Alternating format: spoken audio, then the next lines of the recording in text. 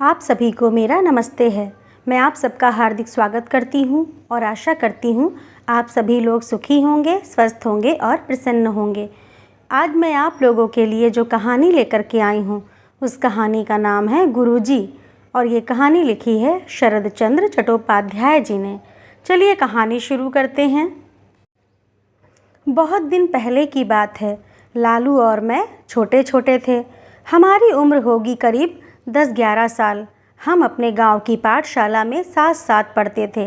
लालू बहुत शरारती था। उसे दूसरों को परेशान करने और डराने में मज़ा आता था। एक बार तो उसने अपनी माँ को भी डरा दिया था। उसने यह किया कि एक रबड़ का सांप ले आया। वह सांप उसने माँ को दिखाया। सांप देखकर माँ बहुत डर गई। वे घबराकर दौड़ी। दौड़ने में बेचारी माँ के पाँव में मोच आ गई। मोच की वजह से उन्हें 7 दिनों तक लंगड़ाकर चलना पड़ा। वे लालू की शैतानियों से बहुत तंग आ गई थीं। उन्होंने एक दिन लालू के पिताजी से कहा, इसके लिए मास्टर रख दें। जब रोज़ाना शाम तक पढ़ने बैठेगा तब इसे पता चलेगा, सारी शैतानी भूल जाएगा। पिताजी बोले, नहीं, जब मैं छोटा था तब मेरे लिए मास्टर नहीं रखा गया था। मैं तो अपने आप पढ़ा, खूब मेहनत की, पढ़ लिख कर आज वकील हूँ। मेरी इच्छा है कि लालू भी अपने आप खूब पढ़े लिखे, अच्छा आदमी बने। हाँ, इतना कर सकता हूँ कि जिस साल वह अपनी कक्षा में प्रथम नहीं आएगा उस साल हम उसके लिए घर पर पढ़ाने वाला मास्टर रख देंगे। सुनकर लालू ने चैन की सांस ली, लेकिन उसे माँ पर बहुत गुस्सा आया। लालू मास्टर को पुलिस जैसा मानता था, जो बात बात पर पिटाई करता है, जो मनमर्जी नहीं करने देता। लालू के पिता धनी गृहस्थ थे।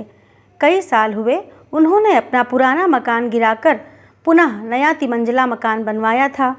मकान बन जाने के बाद से लाल की माँ की इच्छा रही थी कि गुरुजी इस मकान में आकर जूठा गिरा दें, लेकिन वे काफ़ी बूढ़े थे। वे फरीदपुर से इतनी दूर इसके लिए आने को राजी नहीं होते थे। बहुत दिनों बाद इस बार मौका मिला। गुरुदेव सूर्य ग्रहण के उपलक्ष्य में काशी आए थे। वहाँ से उन्होंने नंद रानी को लिख भेजा कि यहाँ से वापस लौटते समय आशीर्वाद देने आएंगे। लालू की माँ की खुशी की सीमा नहीं रही। वे गुरुजी के स्वागत की जोर शोर से तैयारियाँ करने लगीं। उनकी बहुत दिनों की मनोकामना पूरी होने जा रही थी। इस नए मकान में उनके चरणों की धूली मिलेगी और घर पवित्र हो जाएगा। नीचे के बड़े कमरे से सारा सामान हटाया गया। निवाड़ का पलंग गुरुवर के सोने के लिए बनवाया गया।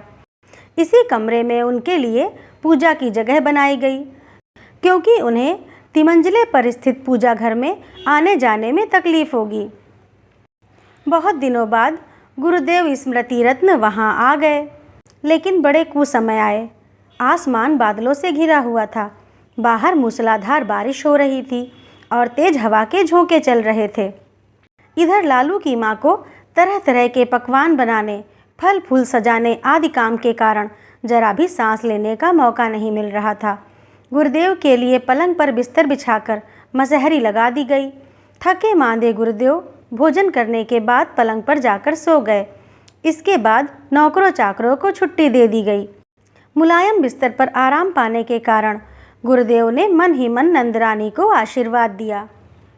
आधी रात को अचानक उनकी नींद खुल गई। छत से पानी मसहरी को तर करता हुआ उनकी तोंद पर गिर रहा था। अरे बाप रे, कितना ठंडा पानी है। वे चौंक कर उठ बैठे और तोंद पर गिरे पानी को पोंछ डाला। फिर बोल उठे, नंदरानी ने मकान तो नया ज़रूर बनवाया है, लेकिन पछाड़ की कड़ी धूप के कारण छत फट गई है। निवाड़ वाला पलंग भारी नहीं था। मसहरी सहित उसे खींचकर गुरुदेव दूसरी ओर ले गए और फिर सो गए।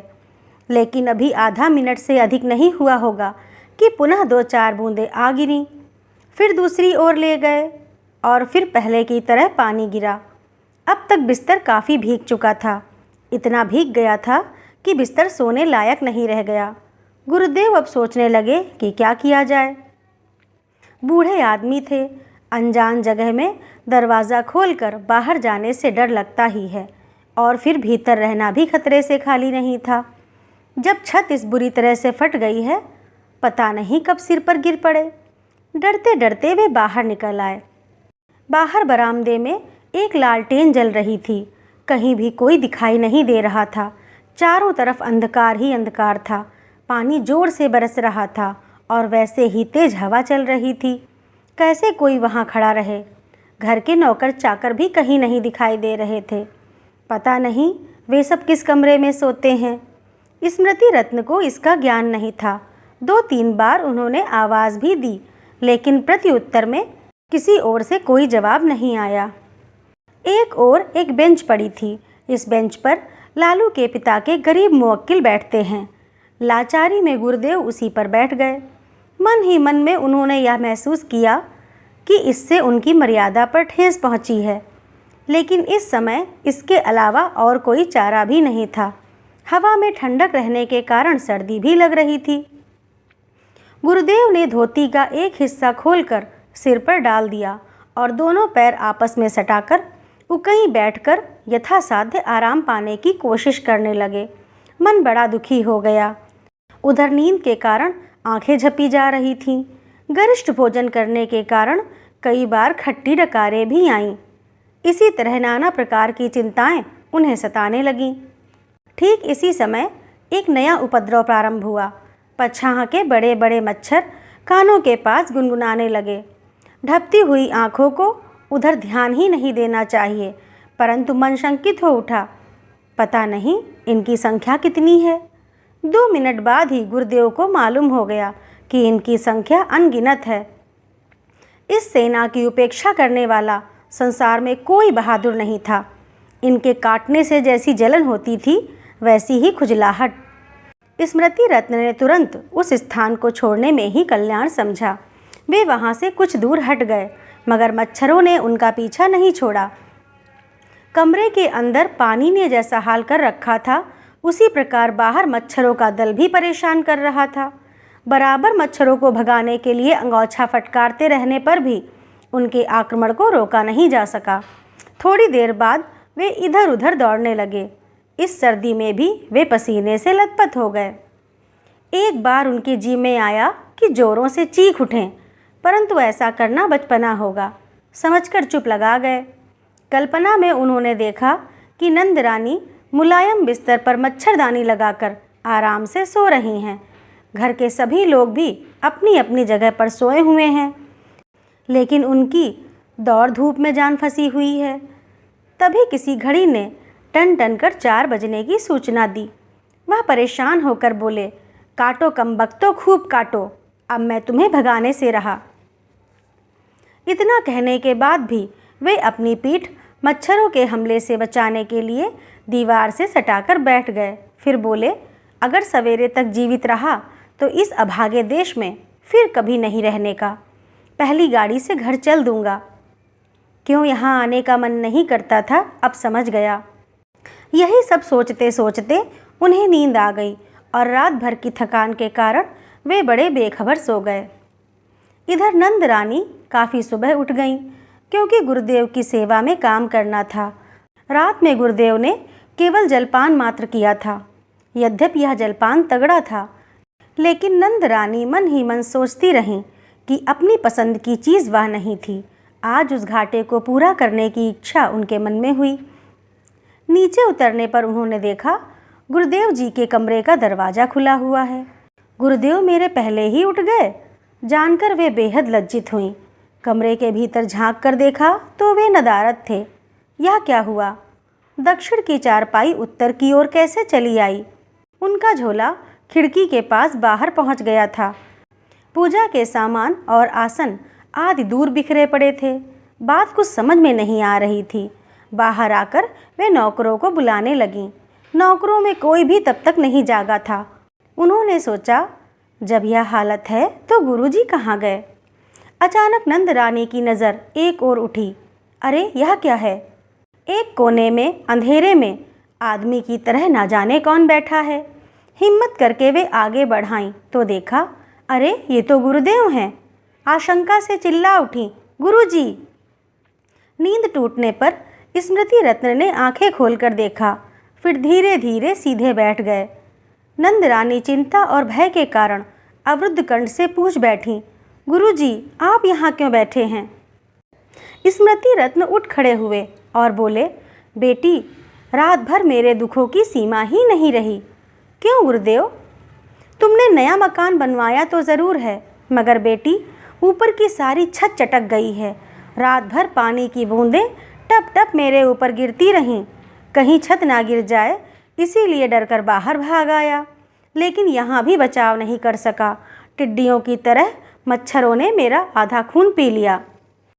बहुत दिनों से मनाने और आराधना करने पर गुरुजी यहाँ आए थे और यहाँ उनकी हालत देखकर नंद रानी की आंखें गीली हो गईं।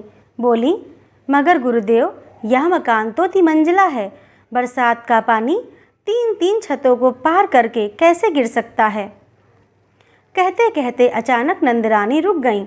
उन्हें यह समझते देर ना लगी कि कहीं इस कांड के पीछे लालू का हाथ ना हो। वे दौड़ी हुई कमरे के अंदर आईं तो देखा बिस्तर काफ़ी भीगा हुआ है और मसहरी के ऊपर एक बर्फ़ का टुकड़ा कपड़े में बंधा पाया। अभी तक वह पूरा नहीं गल पाया था। पागलों की तरह दौड़कर वह बाहर आईं। नौकरों में जिसे सामने देखा उसे चिल्लाकर कहने लगीं, पाजी ललुआ कहाँ गया? काम का जहन्नुम में जाए। वह शैतान जहाँ मिले उसे मारते मारते पकड़ लाओ।